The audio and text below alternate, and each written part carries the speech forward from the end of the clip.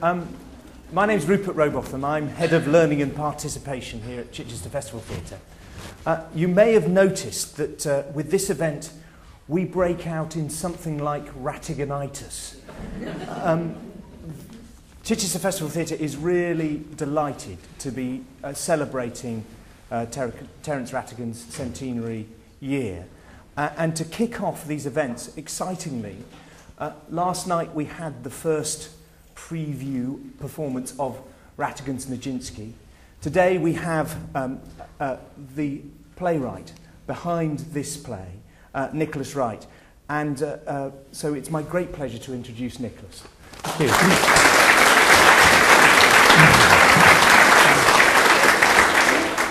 We will have some time for some questions towards the end, so please do store them up. But if I can have the first one, please, Nicholas. I like the brief note in the programme from Philip Franks about how this play began, but I wondered, where did this play begin for you?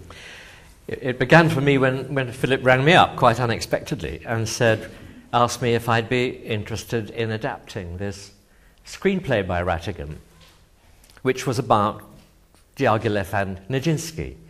And I didn't hesitate in saying I'd really love to do it, because I'd kind of been nursing the idea of a play about the Ballet Russe, which is Diaghilev's company, for many years, 10 or 12 years. And I like ballet a lot. I probably know more about ballet than any other playwright, which isn't putting the bar very high. I've never seen another playwright at the ballet, to tell you the truth. And also, I liked Ratigan very much. I loved his plays. I knew his plays quite well, and I felt quite strong empathy with him. So I said I'd love to read it, and he was rather startled, I think, and met me and gave me the screenplay, and we went on from there. How it had started for Philip, or Pip, as many of us call him, was that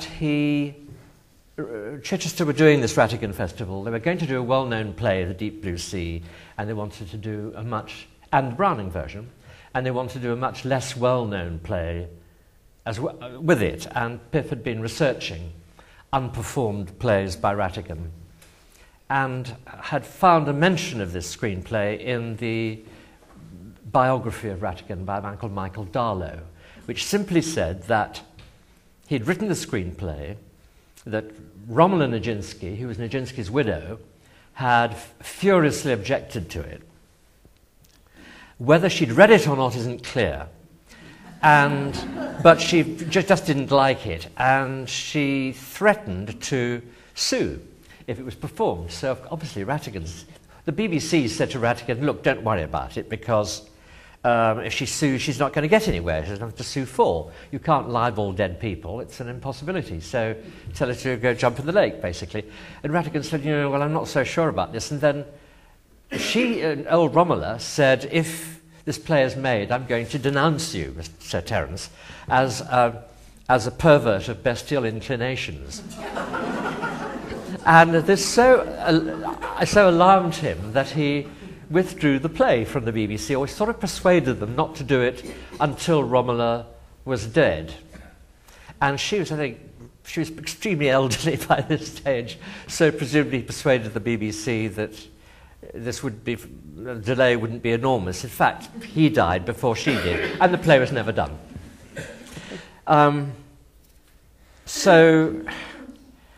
Obviously I read the screenplay. I thought I'd love to do it. It's a good screenplay, but it's not a play. You couldn't do it on the stage as it is. And this gave Philip and I a little bit of a dilemma, what kind of theatre thing to make out of it. I wasn't very interested in kind of stitching it together into a play. I wanted to find another dimension to it. Have any of you seen it yet? Oh, quite a few. And is anybody going to see it tonight or the next few days? Right. Okay. Well, you'll see how it turned out then. It's a kind of meshing, a sort of merging of two stories, really. Ratigan's story about Nijinsky, and then my story about Ratigan having written about Nijinsky, if you see what I mean. What was your experience reading the original Ratigan screenplay? What did you... I mean, Well, it reads very easily. It's very, very professionally written. Ratigan was writing a lot of screenplays at that time.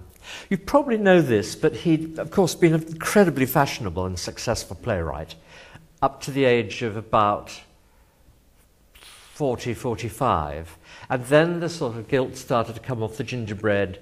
People started becoming sceptical of him. And it was now the 60s and a much more kind of rebellious age. There was a new generation of playwrights coming up.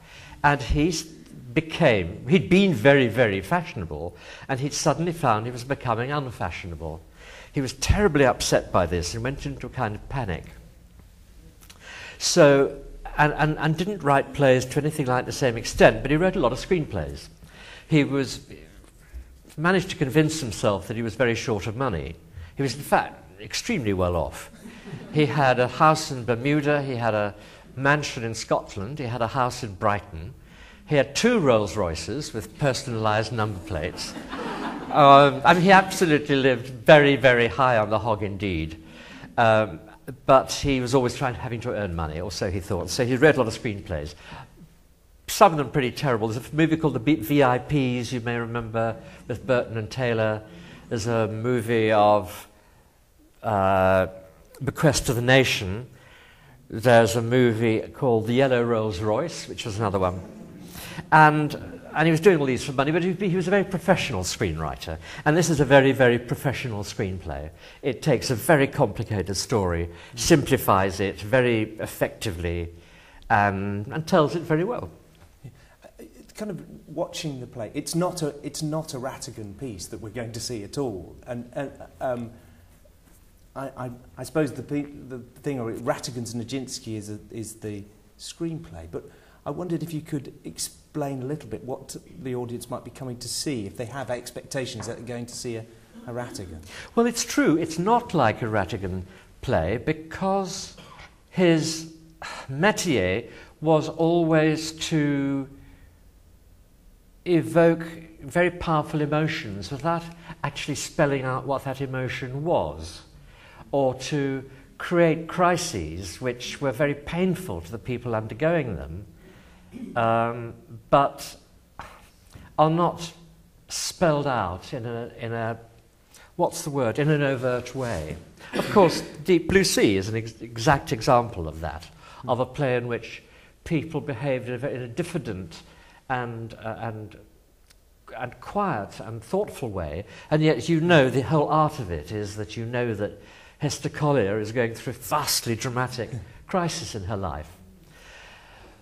But in this, he did something rather different, because he's writing about Russians, Poles, ballet dancers. He's writing about people whose emotions are much more on the surface. And he's always also writing about homosexuality. He's writing about a homosexual love affair, which he hadn't done before.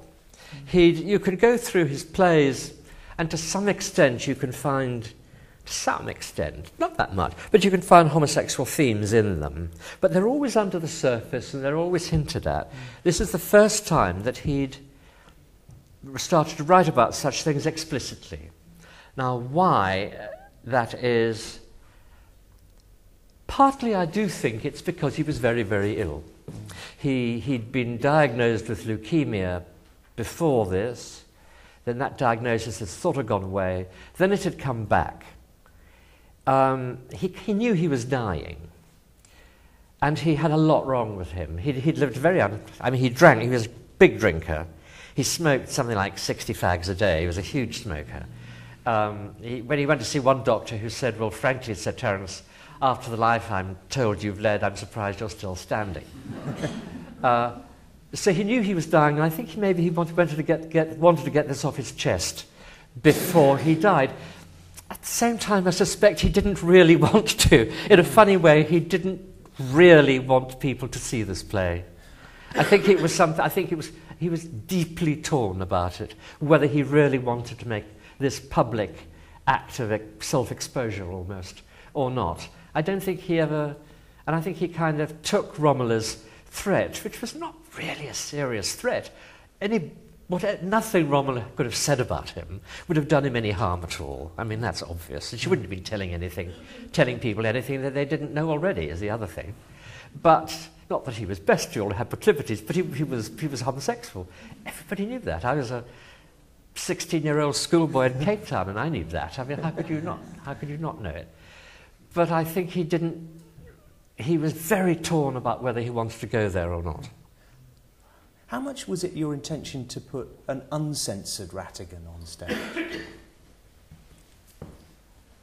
Well, yeah, very, very much, because, you know, his image was tremendously suave, well-groomed, beautifully tailored, elegant, extraordinarily elegant, and to some extent he was like that, but he was also a boozer, a smoker. He had a rackety sex life. You know, swore a lot.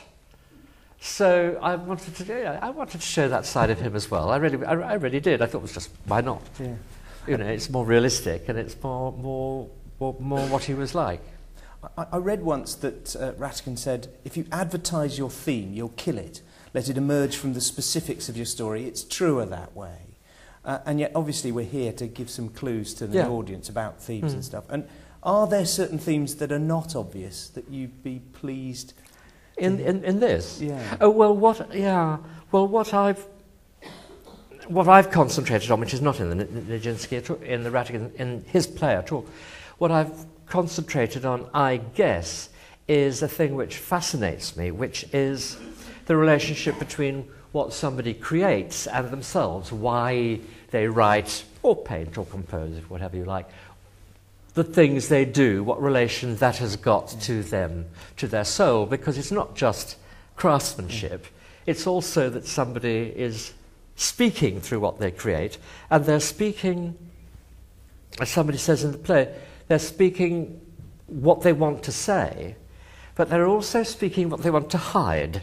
That the play is not only an act of exposure, it's also an act of concealment, because you consciously and unconsciously conceal in the play the things that matter so much to you. So, of course, Ratigan often writes about people who can't express their emotions or choose not to express their emotions, but then he was a man who had the most immense difficulty expressing his emotions. There's a kind of celebration, I felt watching it, of that. Yeah. Yes. Yeah. Yes.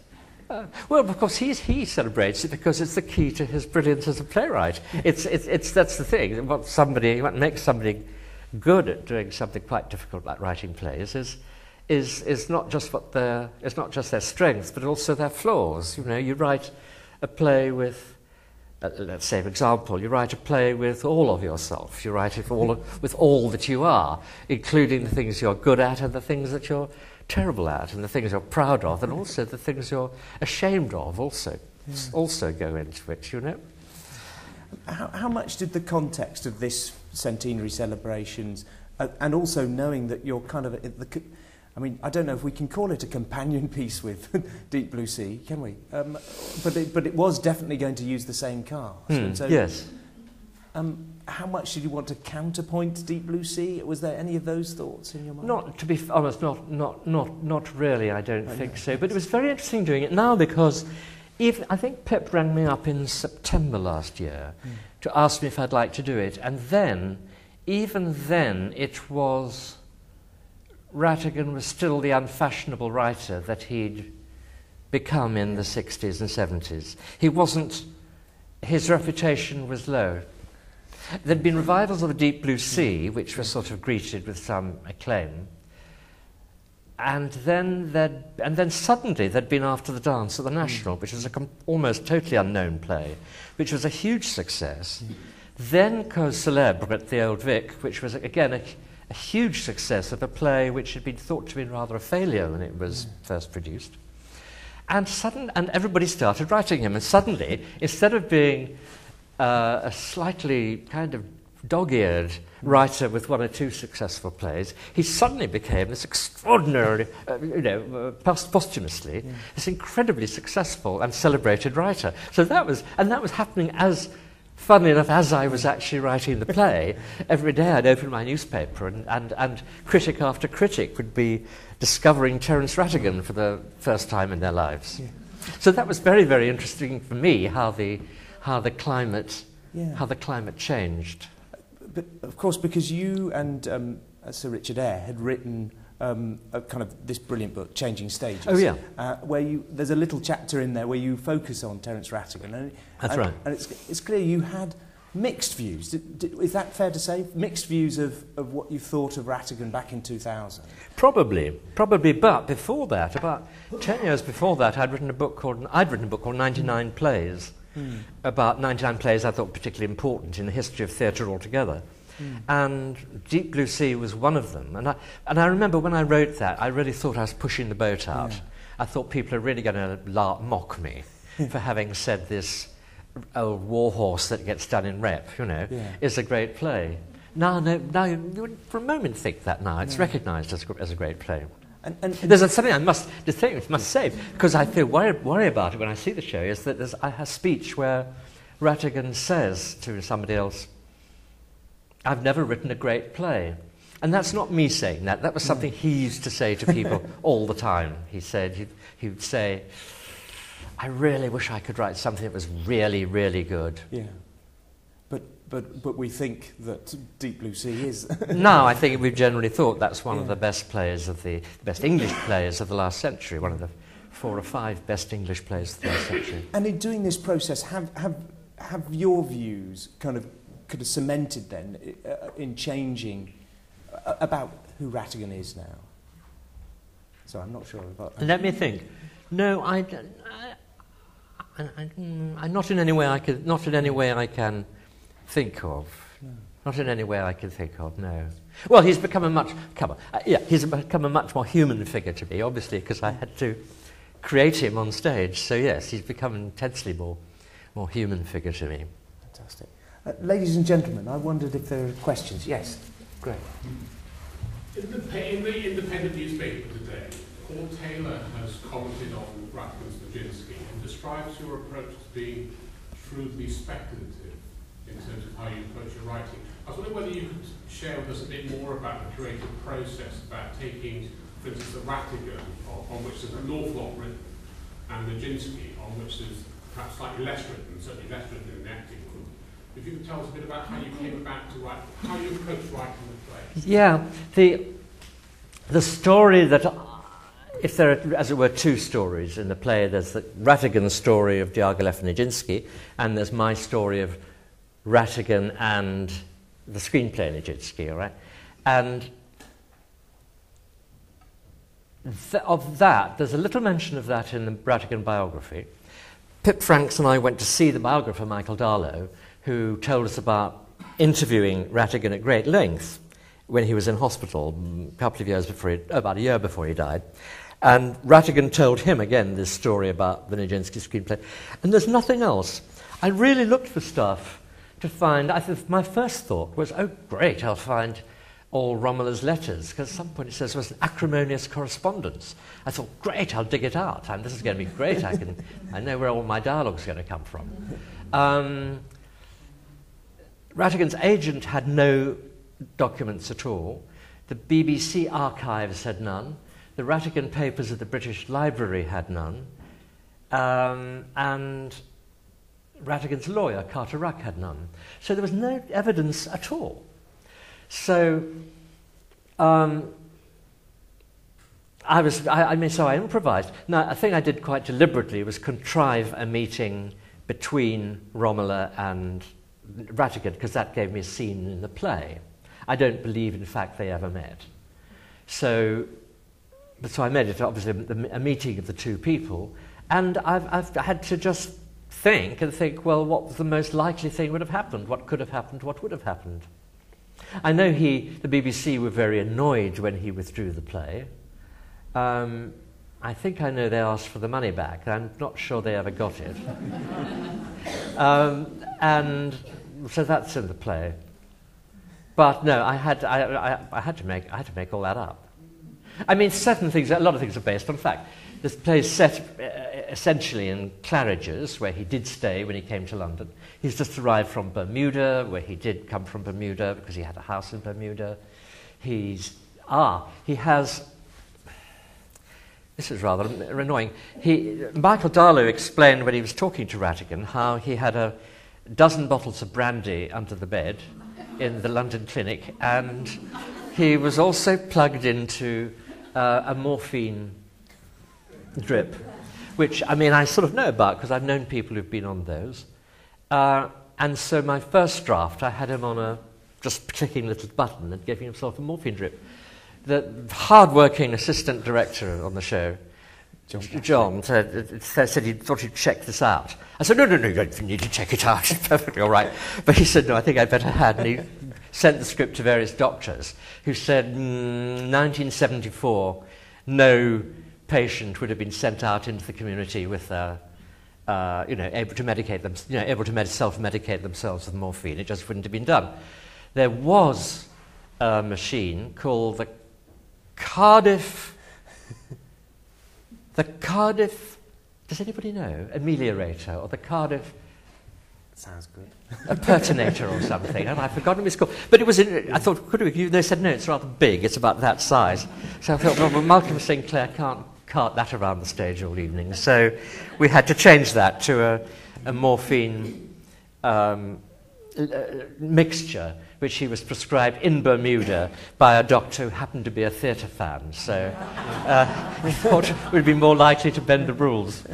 So I had to change that. But that is based on Michael Darlow's description of him in bed with the Cardiff Ameliorator, or what the hell it was called. Self-medicating himself and like floating out into more and more of a morphine cloud. You've just made clear to me by talking about anaesthetics how there's a kind of polarity between the aesthetic and the anaesthetic. Yes. Yes, oh, yeah, right. Or is that just me? Very good. Any other questions, ladies and gentlemen? I've got 100, so... So what is the vice anglais? Well, this again is a quote direct from Rattigan. He used to say, and then he put in a play, he put it in one of his last plays, In Praise of Love, and the line is, which is a direct quote, do you know what the English vice is? It's not spanking or whatever the French think it is, it's that we don't show our emotions. We think they demean us somehow. That's the line in Praise of Love, which again I've pilfered, and which he often said to people. I probably should add that you might be wondering how you can take somebody else's play and adapt it as ruthlessly as I've done, and add to it and take away from it. If a play stays in copyright for 70 years after the death of the writer, for that 70 years it belongs to whoever you left it to, and then whoever they leave it to. In Ratigan's estate, copyright went to something called the Ratigan Trust, which and they were very helpful and they were very sympathetic. They said at the time, and this again is interesting because we were talking of a conversation last September, they said, oh, Ratigan, we wish Ratigan had more of a public image. Everybody kind of has an idea who Noel Coward was, for example, or most of these people, but people don't know much about Ratigan, and we actually welcome a play that gives an idea of his personality. Yeah. Watching the play last night, I was clear that there's so many kind of stylistic changes, and I wondered how much you wanted to take away from a kind of one's usual conception of a Ratigan piece to be kind of fairly unified in time and things like that. How much was that expressly in the script, or were you all working? Yeah, no, I really wanted it to be very free-flowing, imaginative kind of thing. Partly because the script that I'd inherited from Rattigan was so well constructed. It's such excellent storytelling that you think, well, that's the solid bit of it. Now I can really have fun interspersing other things in it and more kind of surrealistic effects. That was quite deliberate. Fantastic. Well, ladies and gentlemen, do we have any other questions? Yes, please, sir. Ratigan wrote the screenplay of Ramallah and Rhadigan, which he transmuted Ross, the play. So he had experience in terms of taking something and turning it into a movie. Do you think that if he'd had time, he would have been interested in what you've done and to run it himself, to turn it into a play? I think it's very likely he would have done. He didn't like to waste anything. And yeah, I think he would. Certainly Ross is one, and there may even be others that I can't remember. But yeah. Gentleman over there. A Bequest to the Nation is another. And it's called Célèbre started as a radio play, which he transposed for the theatre. Yeah. When you delivered the script to the rector, how much did he change it? Not a lot. In fact, he didn't at that point change anything. I mean, he didn't actually never changed anything, as it were, unilaterally. I never came in and found, hello, what's this? But we had which is I always try to do now, we had a workshop reading of it with different actors than the ones who are acting it now. And Philip was at that, and Jonathan Church was also at that. And after that, we all obviously talked about it, and we had some ideas and how things could be different. And I would say made quite a lot of changes. Mostly make things clearer, strengthening the story, and strengthening the emotional situations. And Jonathan Church is Pip is a good dramaturg, and also so is Jonathan Church, an excellent dramaturg, if you like that word. What has been the biggest challenge once it started to get rehearsals? Did you get phone calls back saying, and were challenges thrown at you? Because I mean, it's a hell of a thing to be writing a new play for the festival theatre. I mean, it's one thing to write it for a studio theatre, but yeah, I didn't think I was writing it for the festival theatre originally. Really? I thought I was writing it for the Minerva. Oh, yes. And Philip Wright said, look, we might be doing it to the festival. That's a terrible idea. It's far too big. But anyway, so that's it. So, no, I love it on the big stage now. It's lovely. It's a lovely stage, and I really like it there, and I'm really glad it went there. I don't think there were any big challenges, actually. It was really a joyful thing to write. It was one of the most sort of joyful things I've ever written, and the casting fell into place absolutely beautifully. So no, I can't say I was tearing my hair out at any stage of the game at all. What do you think that the festival theatre has brought to? I agree. I think it looks beautiful on that stage. What do you think that has done to the piece? That now that you know that it's not the Minerva.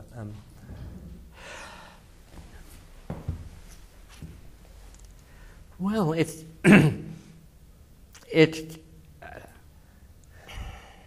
I suppose it of course, at a smaller theatre like the Minerva, you rely more on atmosphere. Yes. And even if things aren't quite clear, often the audience, I'm not saying this is a good thing, but if things aren't quite clear, the audience will stay with it because you've created a strong atmosphere. They feel they're belonging in it, and they can almost see into people's minds.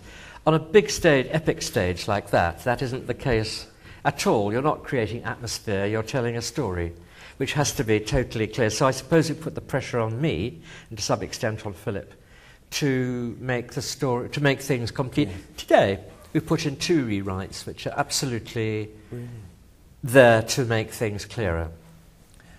And you, I mean, in terms of previews, you've got these 2 performances, then you've got Deep Blue Sea, then it's another. How many before it opens to the press? The press is on Monday. Yeah.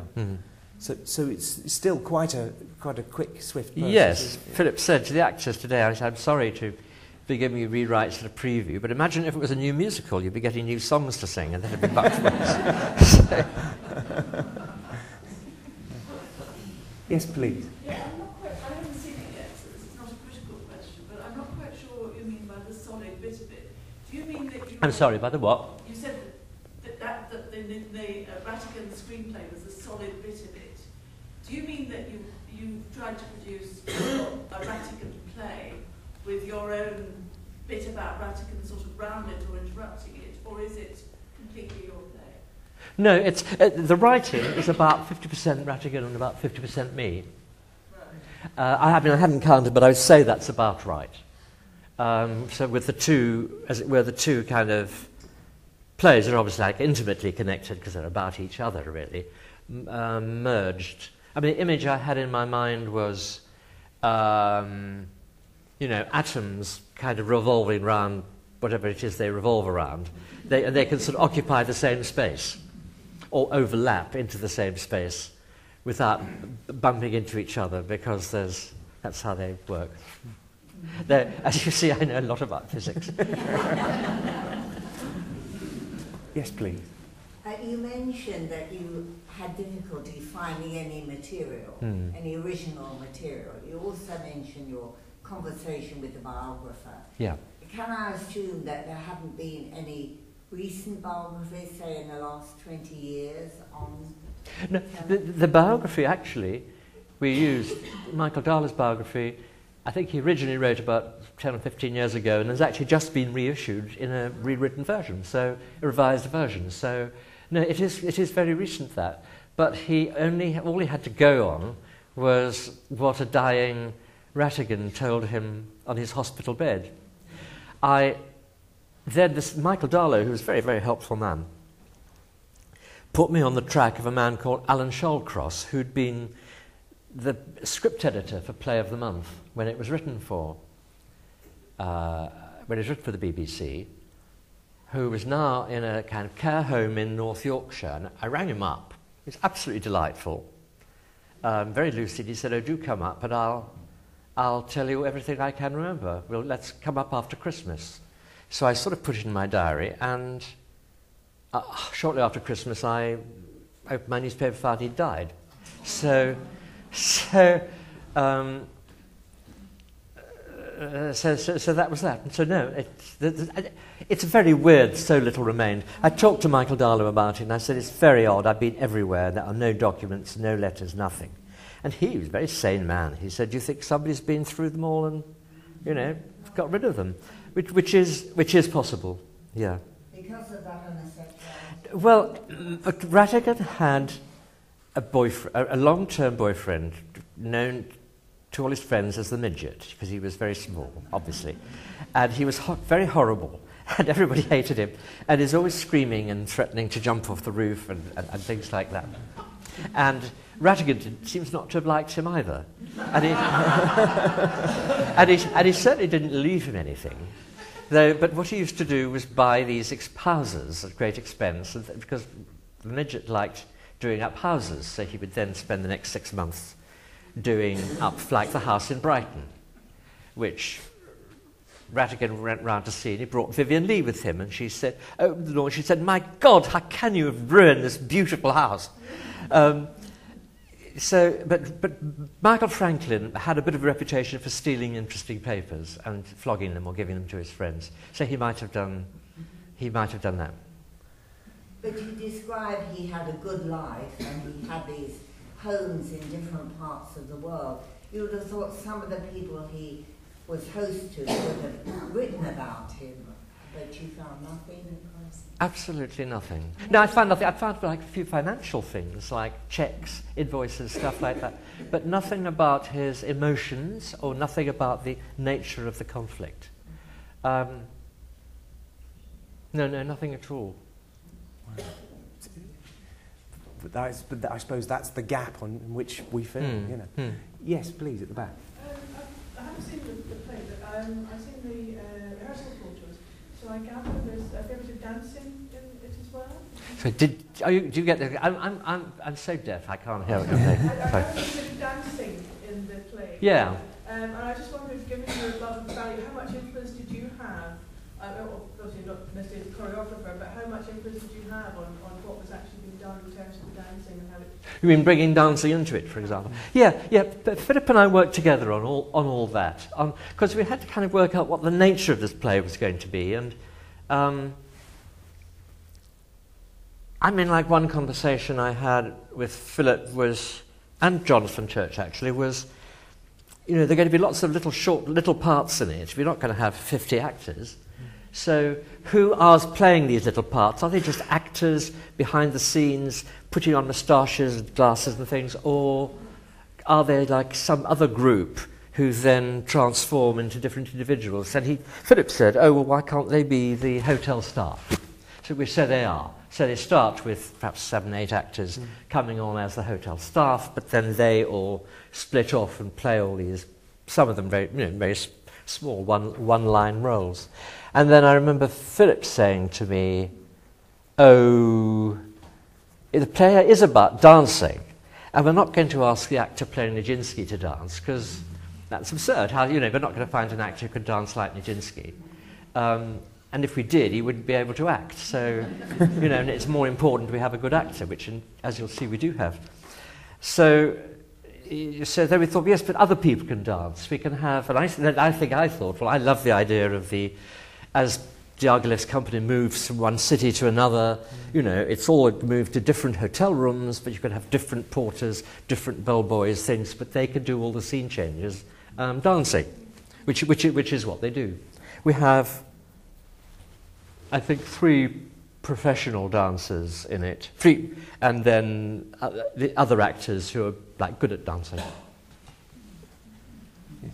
Probably have time for just one more question, if there is one.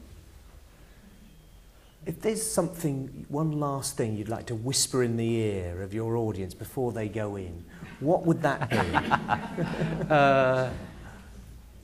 Well,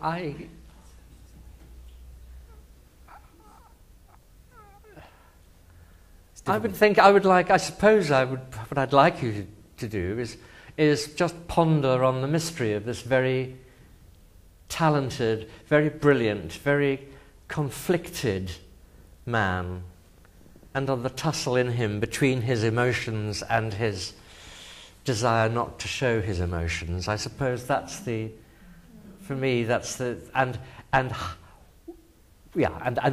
what that means for him as a writer. Yeah. Well, ladies and gentlemen, thank you very much.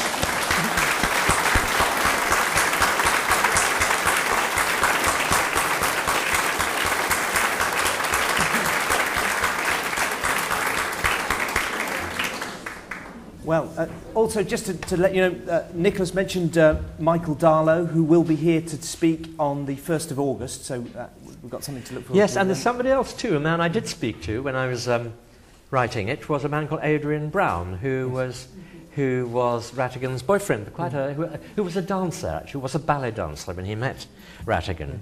And he spoke to me very eloquently and amusingly about knowing Ratigan, and I'm no doubt he'll do the same thing again. And Nicholas is going to join us back on the centenary panel on the 2nd of September, so thanks very much. Okay. Thanks.